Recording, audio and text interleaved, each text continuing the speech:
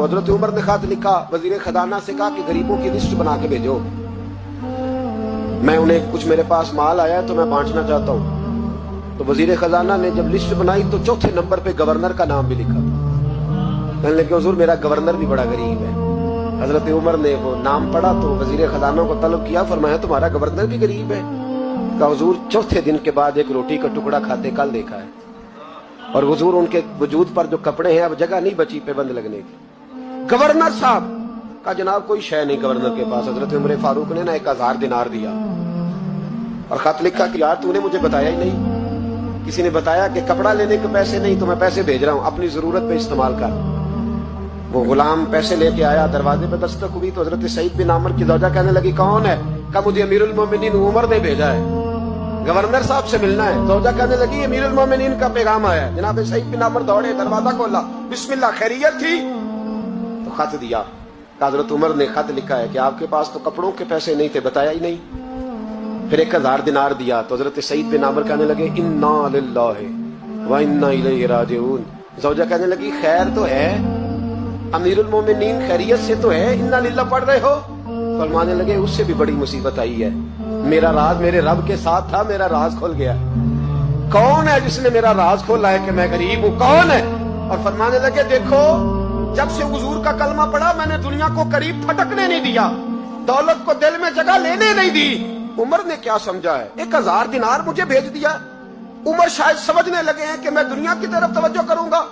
गुलाम कहने लगा हुजूर आपको पता है ना अमीरुल मोमिनीन के जलाल का, तो मेहरबानी फरमाए जात पे इस्तेमाल करे। फरमाया अच्छा चलो ठीक है जात पे इस्तेमाल कर ले।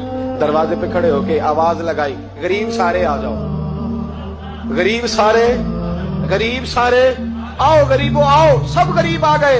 1000 दिनार वहीं बैठे बैठे बांट दिया। खादम कहने लगा हुजूर ये क्या है? फरमाया तुमने कहा तो था जात पे खर्च कर लो, ये मैंने जात पे खर्च किया है।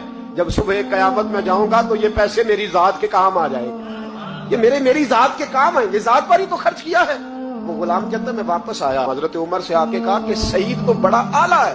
हजरत उमर कहने लगे सिर्फ सईद नहीं, जिसने भी मुस्तफा का कलमा पढ़ा है। कहा हुजूर नहीं मैंने तो उन्हें देखा है। कहने लगे चल 2-4 और भी देख ले। 400 दिनार दिए। कहने लगे जा अबू उबादा बिन जर्राह को तोहफा दिया। कहते मैं हजरत अबू उबादा बिन जर्राह के घर गया, मैंने कहा हुजूर ये अमीरुल मोमिनीन ने आपको जात के लिए भेजे। फरमाने लगे अल्लाह उमर पे रहम खाए, उससे मुझसे ज्यादा जरूरतमंद कोई नहीं मिला था, मुझे ही भेज दिए। चलो भेज दिए तो कोई बात नहीं, सख्त आदमी है, इनकार करूंगा तो नाराज ना हो जाए। कहते उसी वक्त अपनी कनीज को बुलाया। कहने लगे जा 6 उसे दे आ, 5 उसे दे आ, 10 उसे दे आ। कहते बैठे बैठे 400 बांट दिया। मैं वापस आया तो हजरत सैयदना उमर ने 400 और दिया। फरमाया जा माज बिन जबल को दे आ। कहते मैं हजरत माज बिन जबल के पास गया, मैंने कहा अमीरुल मोमिनीन ने आपके लिए भेजे हैं। फरमाने लगे बड़ा अच्छा होता अगर उमर मेरे ईमान का गवाह बन जाता, बड़ा अच्छा होता अगर मस्जिद में बैठ के मेरे लिए दुआ कर देता। ये उसने क्या किया? पैसे भेज दिए। हमारे रसूल ने तो ये चीजें हमारे करीब आने नहीं दी। पर मैं अच्छा आए हैं तो लाओ। दरवाजे पे बैठे बांटने लगे, सारे बट गए तो बीवी ने अंदर से आवाज दी, कहने लगी हुजूर 2 दिनार अगर दे दे तो मैं आपके लिए और अपने लिए एक कुर्ता ले आऊं 2 दिनार।